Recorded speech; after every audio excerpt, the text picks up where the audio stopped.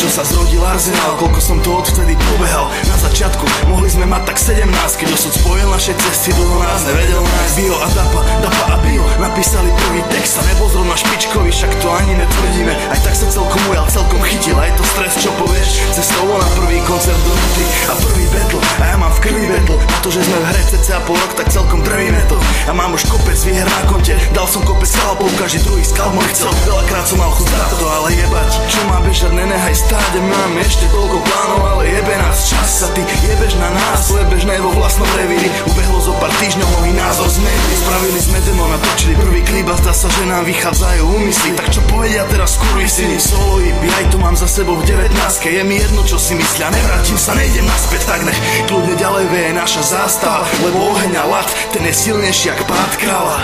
Silnejší jak pád kráľa.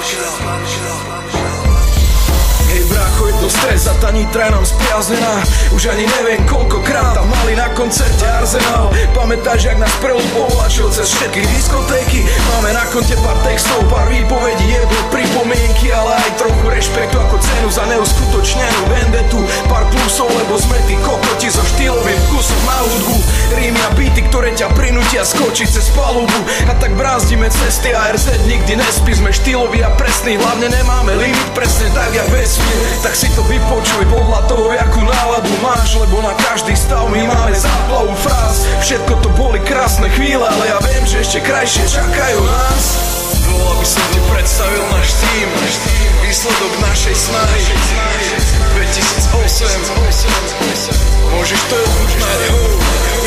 Toto je Arsenal, ďalší level, tak chutí život mixtape. Toto je Bio a Rudec, chceš to počuť?